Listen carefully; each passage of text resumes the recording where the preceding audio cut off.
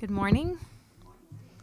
I don't do a lot of a cappella songs, but I have a favorite hymn in here that I don't remember how or when I learned it, but it's in case you want to accompany the words. It's hymn 104 in the hymnal, and it's not sung very often. I have never heard it sung in a congregation in any church that I've been into, but it's a beautiful rendition, or it's a Isaac Watts song. He took Psalm 23 and put it in song. And it's just a song that ever since I first heard it has really touched my heart, and I'd like to share with you this morning. My shepherd will supply my need. Jehovah is his name. In pastures fresh he makes me feed beside the living stream. He brings my wandering spirit back when I forsake his ways, and leads me for his mercy's sake in paths of truth and grace. When I walk through the shades of night, thy presence is my stay. A word of thy supporting breath drives all my fears away. Thy hand in sight of all my foes does still my table spread. My cup with blessings overflows. Thine oil anoints my head. The sure provisions of my God attend me all my days. Oh, may thy house be mine abode, and all my work be praised.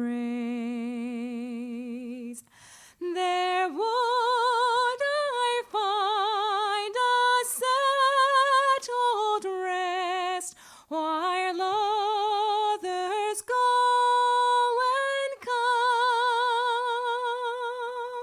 No more a stranger or a guest, but like a child at home.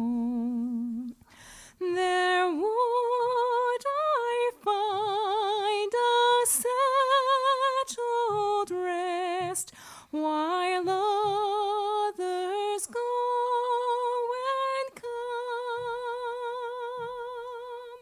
No more a stranger or a guest, but like a child at home.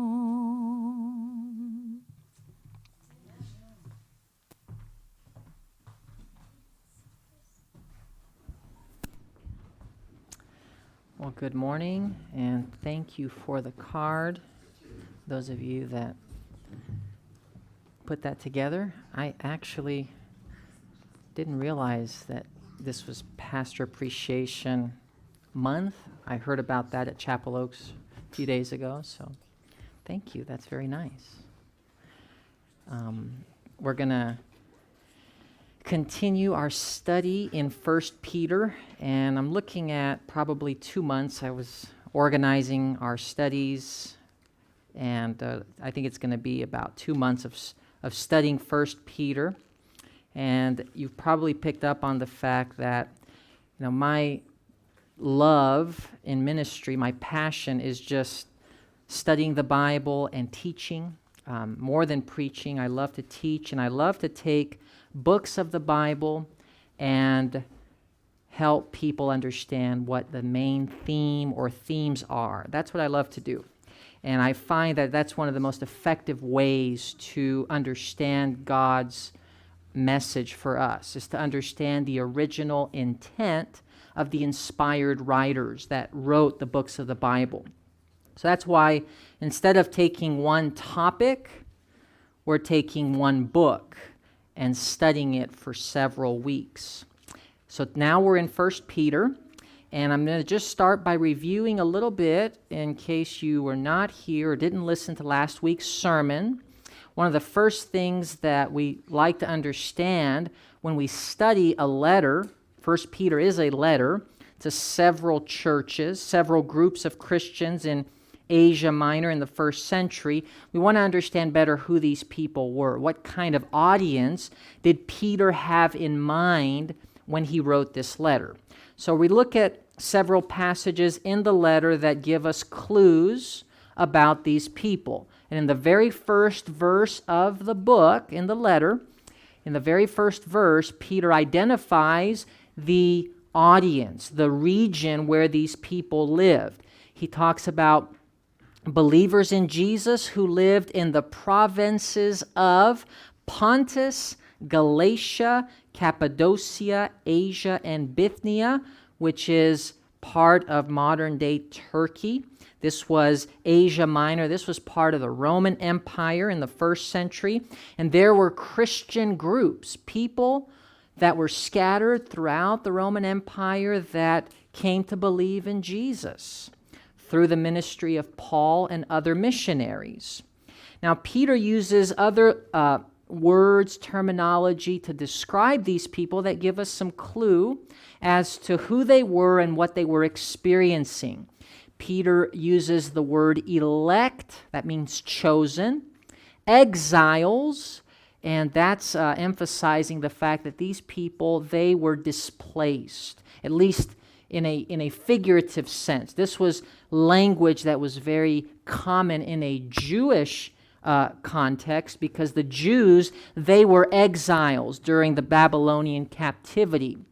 And then he uses a word that is very understood by Jews in the first century, dispersion or diaspora. And this refers to the scattering of the Jews among the nations centuries before through Assyrian and Babylonian captivity. So Peter is writing to believers in Jesus who are, at least figuratively, if not literally, displaced. They are strangers, they are foreigners, and they are not in their final destination. They're not at home, so to speak. In chapter 2, verse 11, he uses another word to describe them. He calls them sojourners or travelers or immigrants. And again, that word exiles comes in. And from these words, you'd think that he's talking to Jewish Christians. But there's a few other there are a few other words that he uses that kind of give you the impression that he's actually talking about Gentiles, non-Jewish Christians who accepted Jesus and were now being included in the people of God. The Jews were the people of God, and Peter is using language that comes from a Jewish vocabulary to Gentile Christians to send the message that now you are a part of God's people. He writes in chapter 2, verse 10, "Once you were not a people," and this is kind of like, once you were not God's people, but now you are God's people. Okay, so this gives you the idea that Peter is actually talking about Gentiles. He's addressing Gentiles who accepted Jesus. He says in chapter 2, verse 18, "You were ransomed from the futile ways inherited from your fathers," or your forefathers, your ancestors. So, of course, the Gentiles, the non-Jews of the first century, they were idol-worshiping, pagan, superstitious, heathen people from all nations who had various beliefs and various immoral practices. And Peter is saying that you have been called, you've been elect, you have been chosen, you have been ransomed from your former lifestyle, and you have been called to something better. This comes up over and over in the letter. So, in conclusion, regarding the audience, Peter is writing to Gentile Christians who are scattered throughout these regions of Asia Minor.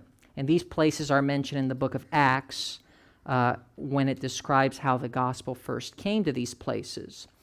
And what is Peter's purpose for writing the letter? What does he have in mind? What is he trying to accomplish with the letter? So we just, again, looking at a few passages in the letter, it gives us clues, things that keep coming up over and over again. In chapter 2, verse 12, Peter writes, "Keep your conduct among the Gentiles, among the culture around you, honorable, so that when they speak against you as evildoers." So Peter understands that Christians, followers of Jesus, in this period, in this place that they're living in, are suffering because they are evil spoken of. Does that make sense? These are Christians who are facing hostility and accusations. They're being evil spoken of in their culture, in their society. That's why in chapter 3, verse 9,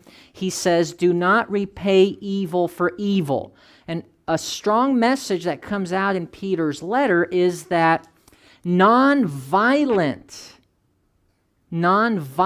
reactions to hostility is Jesus' way. Peter is basically giving them encouragement. That's why he talks about hope. That's what we talked about last week. Look towards the future, something better, so you can endure what you're going through now. But he also talks about how you're supposed to react to the evil that comes upon you, to the suffering that you're faced with. He says, don't repay evil for evil. And he also says in chapter 3, verse 16, that you're supposed to have a good conscience so that when you are slandered, those who revile your good behavior may be put to shame. So Christians, again, they're facing hostility. They're being slandered, evil spoken of in their context. In chapter 4, verse 4, he repeats this idea. With respect to this, they, the people around you, the culture around you, are surprised when you do not join them in the same flood of debauchery, and they malign you. So, who is they? Who is they? Just make sure we're following here. Who is Peter talking about? Who is maligning who? Keeps coming up over and over again. Who are they in the context? Non-Christians, yes. And Peter refers to them as Gentiles, even though, ironically, he's addressing Gentiles, but he's addressing Gentiles who have accepted Jesus. And now that these Gentiles have accepted Jesus, they are no longer just people of the world, but now they are God's people, right? And so in a Jewish context, Gentiles would be referring to everyone who doesn't worship the one true God. But now that these Gentile Christians, who are part of the churches that Peter is addressing, have accepted Jesus, the Son of the one true God, they are no longer necessarily the Gentiles or part of the culture or the world around them. They have been called out. They are different. They are separate. And so Peter is saying that they malign you. They speak evil of you. They slander you. And we're so far removed from this type of situation, it's hard for us to even imagine. Because if you think about it, here in the United States, Christianity enjoys many, many favors. I mean, we have tax exemption benefits as churches, and in many ways, being a Christian is a positive thing in our culture.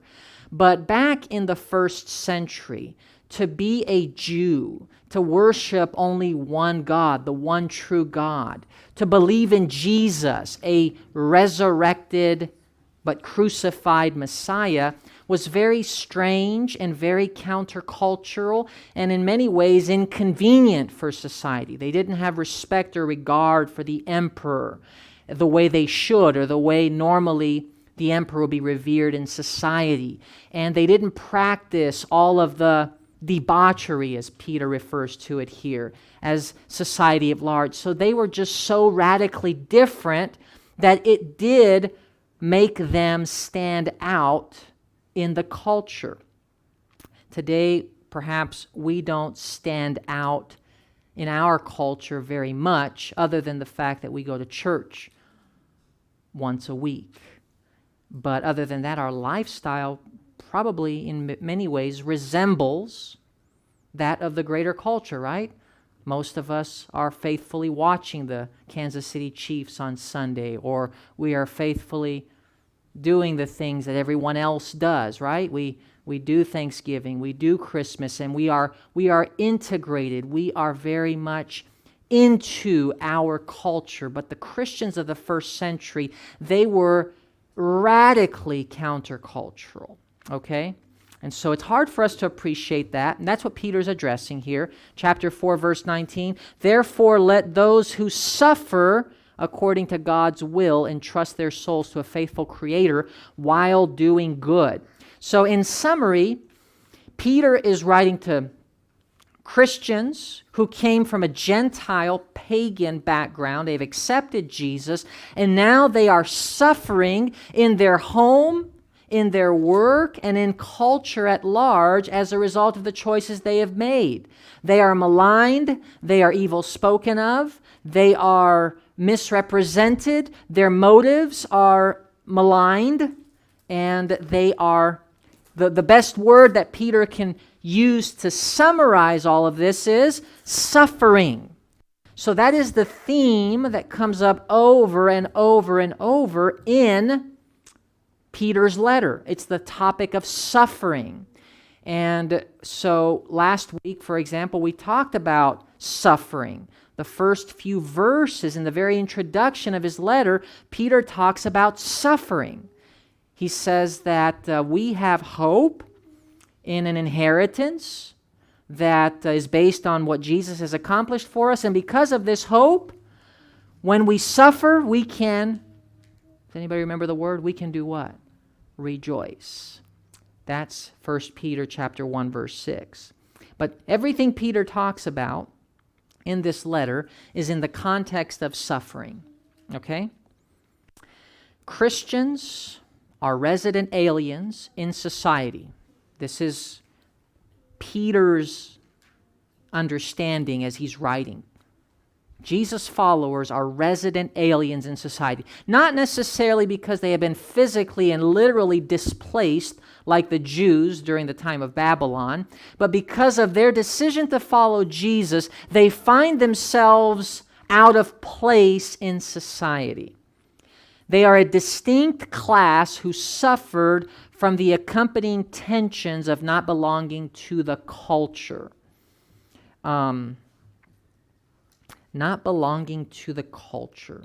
Let me just give you an example of this. Financially. As I listen to a man named Dave Ramsey, some of you know who that is. He deals a lot with finances. He has Financial Peace University, and he talks a lot about not being normal.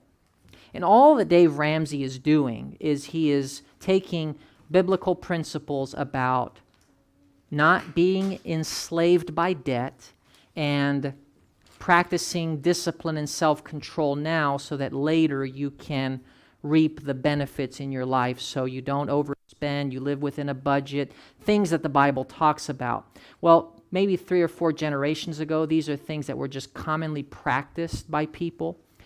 And today it is very countercultural. The idea that you do not run up a large bill on your credit card and then later make payments and pay high interest. These are things that today have become countercultural. He talks about when you buy a vehicle, don't go into debt purchasing a vehicle. Well, you talk to the majority of people of my generation today, and you bring an idea like that, and it's very radical. It's very like, are you weird? Are you crazy? Where are you coming from? What are you talking about? That's the only way you can buy a nice vehicle is if you finance it.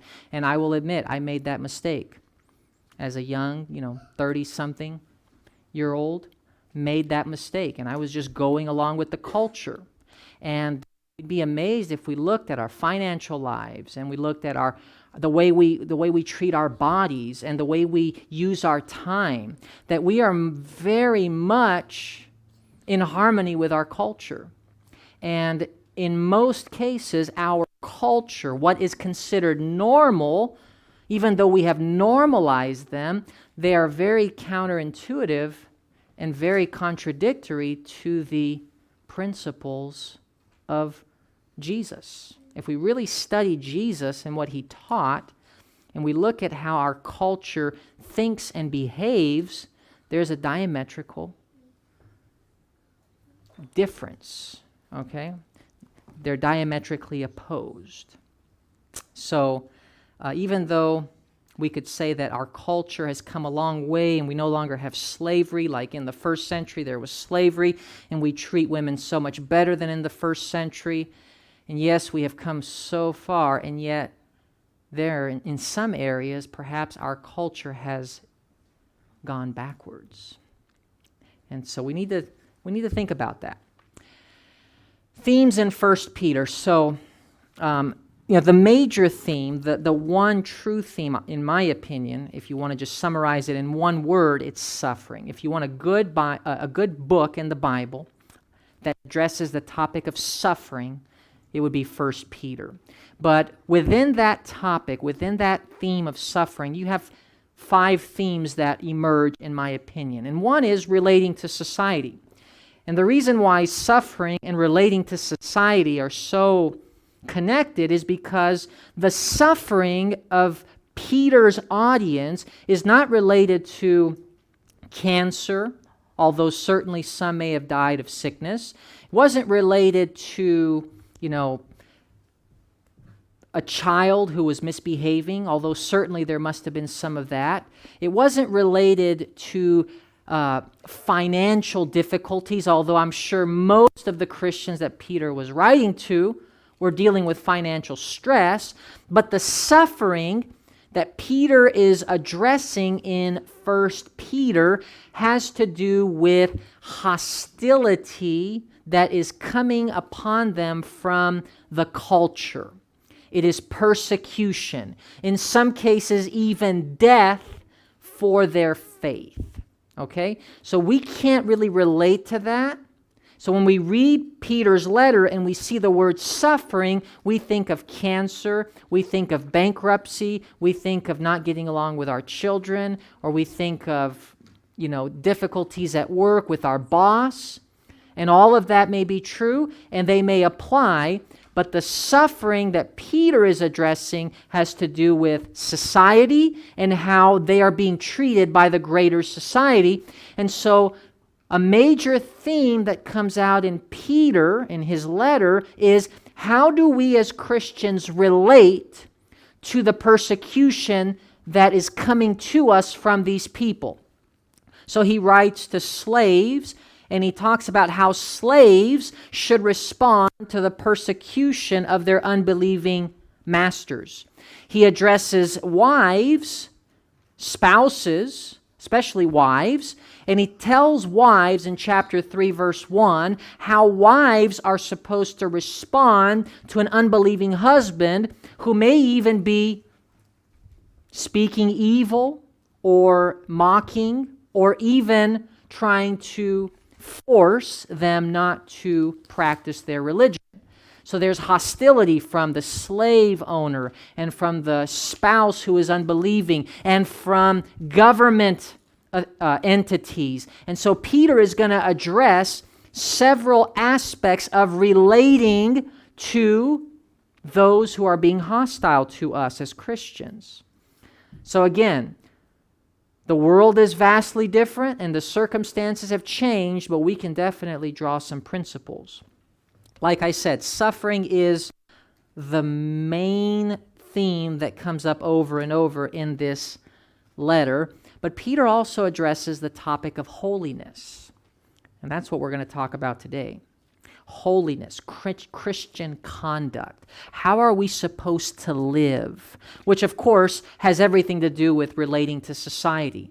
In essence, what Peter is going to say is, in your relationship with others, in your response to the hostility of others towards you because of your beliefs, you must show a high standard of living, of conduct, of Christian conduct, also known as holiness, because this is going to show that all this evil that they're speaking against you is false.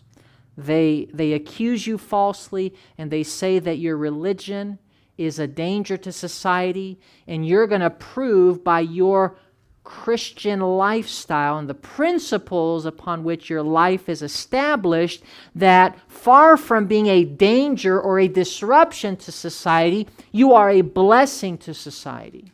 And that's what Peter is going to bring out.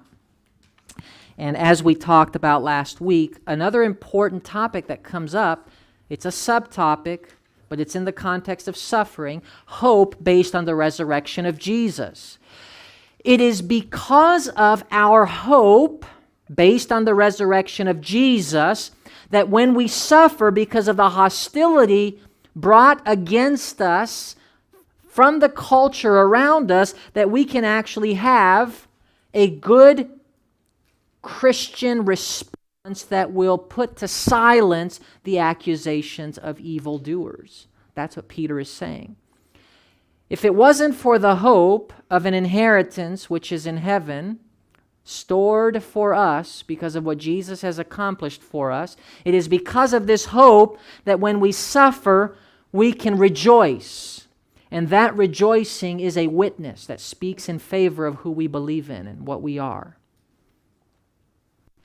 And Peter has a lot to say about the day of visitation, and that's just another way of saying the day of judgment. And, again, this may seem strange to us today, but in Peter's mind and in the ears of those to whom Peter is writing, the idea that there is a day of visitation, a day of judgment, good news. That didn't bring fear. It brought relief. It was the idea that God is going to set the world straight. If you're a slave and you're a Christian slave in the first century and you're being mistreated by your master because of your beliefs, and you're being mistreated by your master because he simply can't do that because he's in a position of power and he's unjust and corrupt and mean, the idea that one day God is going to set the world straight, Jesus is going to come, there's going to be judgment, there's going to be accountability, there is going to be putting everything right, that was very good news. So yes, Peter deals with this in the context of suffering, which has everything to do with the hope. See, you can hope that one day God is going to make everything right. Isn't that good news? I mean, I don't know. When you look at the world today, does it not move you with all the suffering and injustice and corruption and unfairness and innocent children? I mean, you think about, what's happening in Syria right now. Turkey coming in and, you have the Kurds, and you listen to the news, and then you listen to the president of Turkey justify why he crosses the border and starts, basically killing crusade, and he has his reasons for doing it. There's so much corruption, you don't know who to believe. The media says one thing, the president of the United States says another, and the president of Turkey says another, but at the end of the day, children are being driven from their homes. Children just like mine, just little kids that all they want is to play and have some stability and be with their parents, and now all of a sudden, some of them are dead, their parents are dead, their siblings are dead, they're in a hospital, and does that not make you long for what Peter refers to as the day of visitation? He's talking about the day when God is going to make it right. God is going to set it straight. And that is an important theme that comes up in 1 Peter.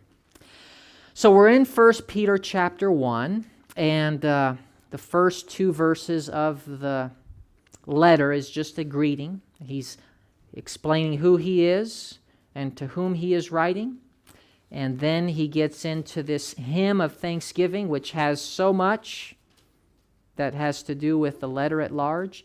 In this short section, this thanksgiving praise hymn, in these verses 3 through 6, we studied this last week. In God's mercy, Christians have been born again to a living hope, which is based on the resurrection of Jesus.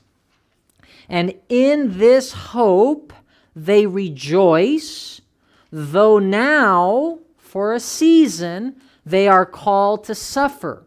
It's amazing that a person can rejoice while they are suffering. There's only one explanation for that. They must have hope in something better. So as I mentioned last week, when I went through surgery, I could rejoice, not that I was in pain and suffering discomfort as a result of my surgery, which is a horrible experience, the worst I've ever gone through, but because of the hope that in a few months I would be fully restored and pain-free and having a quality of life that I didn't know before my surgery.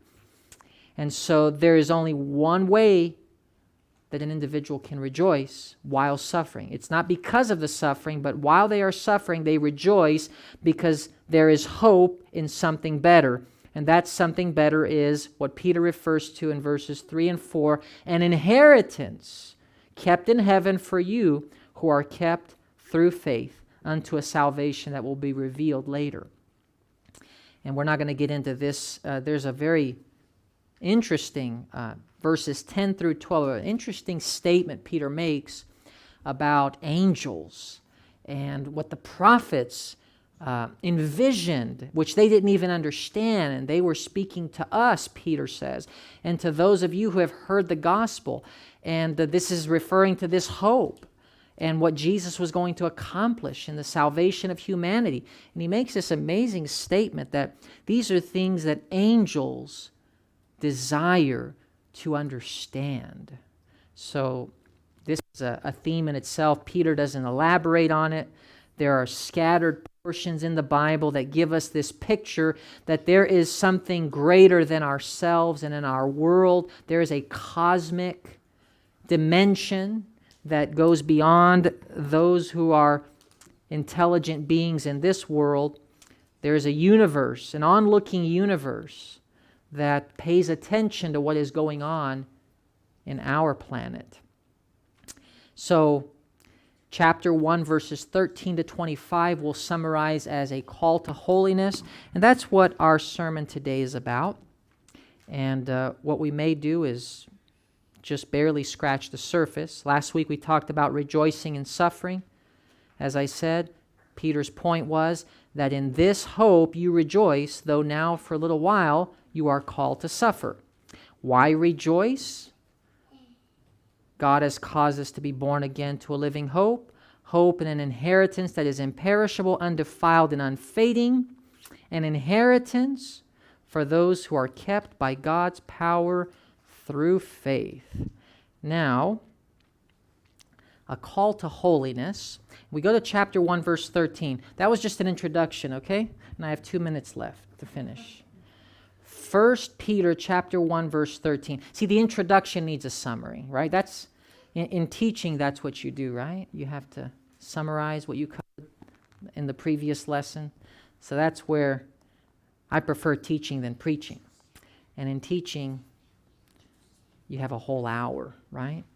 At least to get through your material.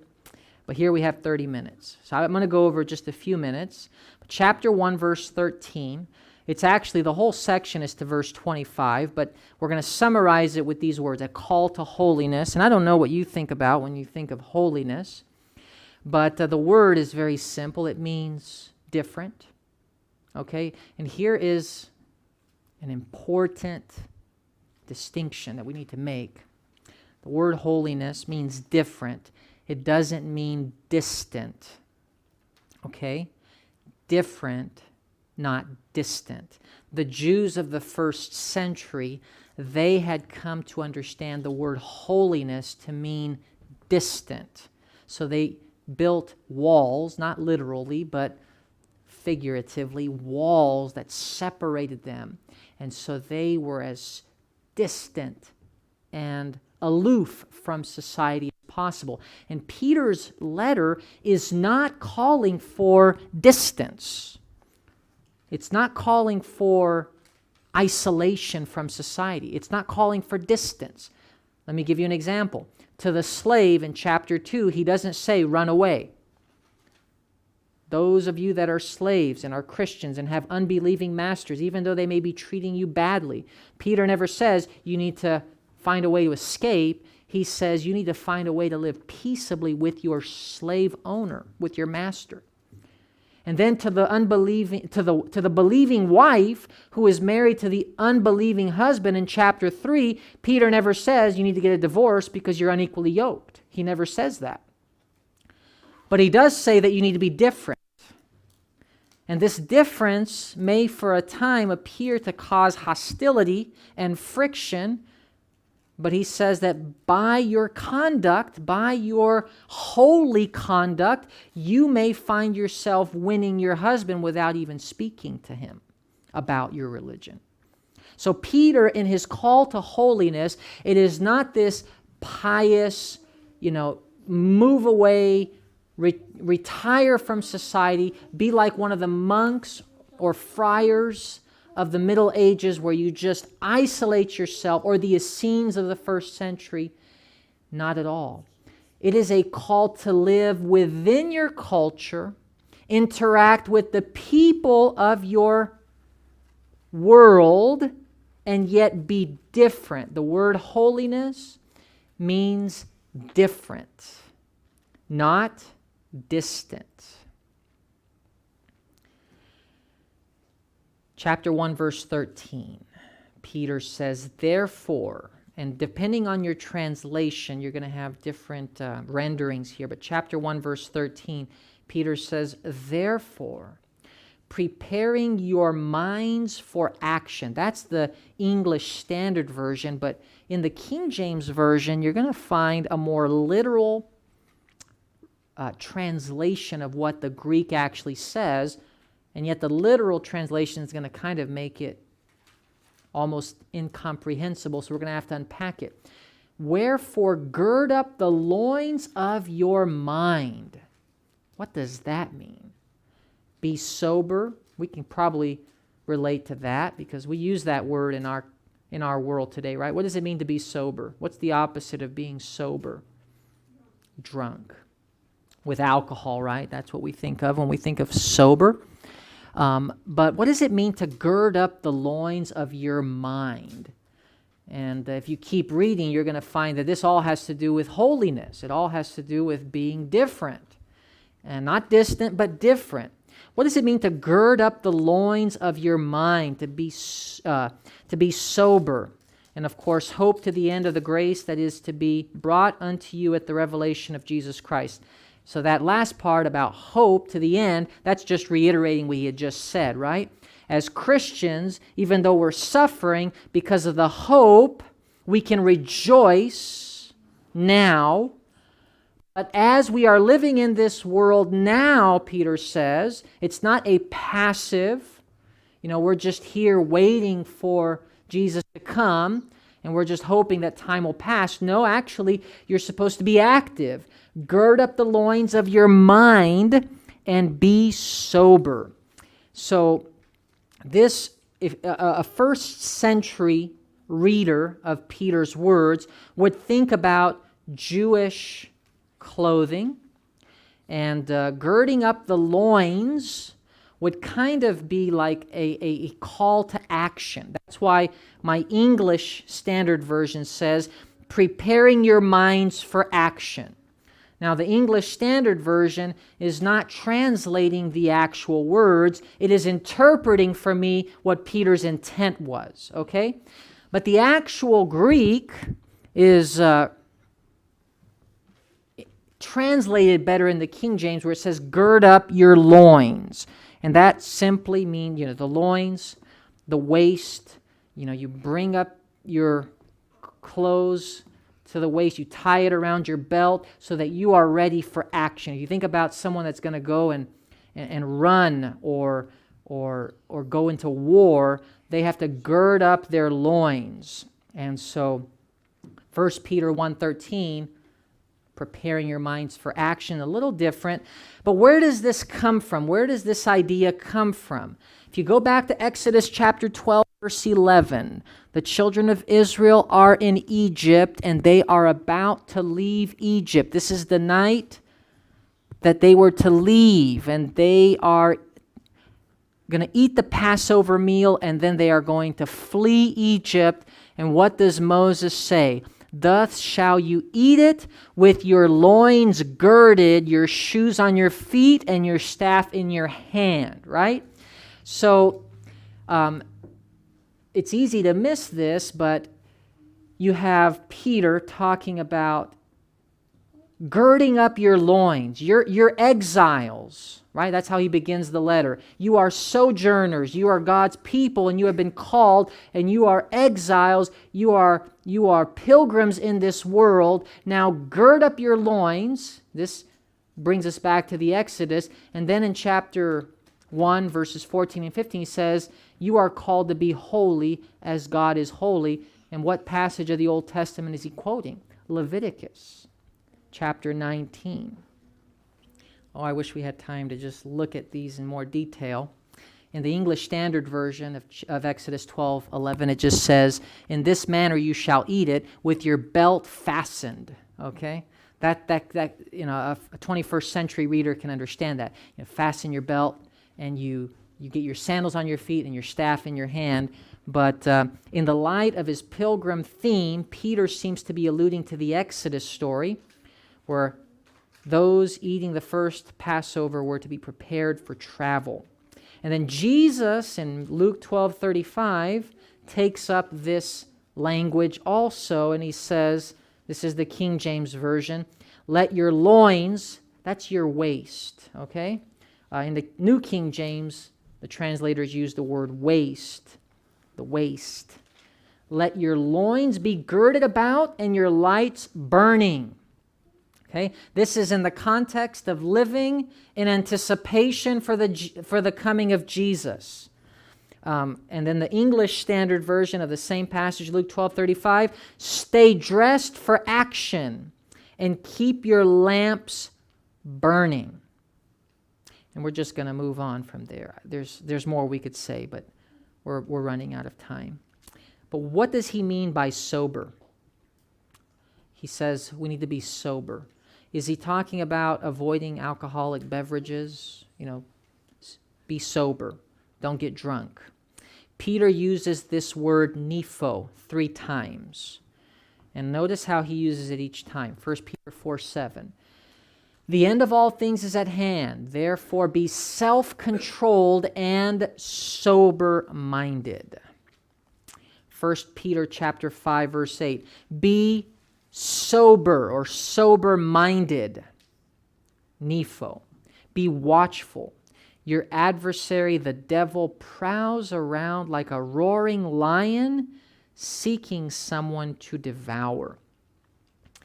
This word indicates sobriety as opposed to intoxication. However, it is not limited to refraining from alcoholic beverages. We'll end on this. It also means complete clarity of mind and its resulting good judgment. And so it is not only alcohol that fogs our judgment. As a teenager, I had 3 addictions, I would consider serious addictions that could alter and negatively affect one's marriage, one's work, one's finances, every area of my life. And they were addictions that affect judgment. Okay? One of them I'll mention to you specifically, video games. Now, I don't know if you understand this or not. Video games is an addiction for some, and it was for me. And I remember going through this as a teenager, and it affected my grades at school. It affected my finances because I was spending money that I should have been spending on something better, on a reckless and uncontrolled vice, okay? Unproductive. My time. So you have to fill in the blank for yourself. What may be impairing your good judgment? What may be impairing your good judgment? What may be affecting your ability to make good decisions? Okay? I have a family member, I see it. It's no judgment on the person or even the habit, but gets very little sleep and compensates by drinking an excess amount of coffee in order to make up for the fact that he's not getting enough sleep so he could stay awake during the day to get his work done. But those who know the person before and after understand that this is taking a toll on the person's ability to make good decisions. And, when we're young, of course, we can endure that kind of abuse to our mind, but it does take its toll. And another thing that can be detrimental, just simply depriving yourself of sleep. I experience it. My judgment, my ability to make good decisions the next day is significantly impaired when I am not. So Peter is not just saying, don't drink alcohol. He's saying, avoid whatever it is that is keeping you from being sober. Because they say that when you're driving sleepy, that is just as, if not more dangerous than driving drunk, right? So sleepiness somehow does have the ability to affect your ability to drive and make judgments, right? So we'll end on that. There's so much we could say about this. Chapter 1, verse 14, as obedient children, do not be conformed to the passions of your former ignorance. That's 1 Peter 1:14. Do not be conformed to your old ways, your lifestyle. Jesus changes your lifestyle. He improves your life. It's not just a hope of a better life in the future. Jesus affects our lives now for better, even though you may be called upon to suffer as a result of your faith. It's a paradox. May God help us to be faithful. Why don't you bow your heads with me as we pray? Father, we're thankful that you have called us to live a better life. We're thankful for the hope of a better world and a better place after this life. But we pray, Lord, that you will help us in the light of our hope to live this life with our lights shining so that others can see and glorify you as a result and come to know you. So be with us, Lord, and help us as we try to be who you've called us to be, different but not distant from the world around us. In Jesus' name we pray. Amen.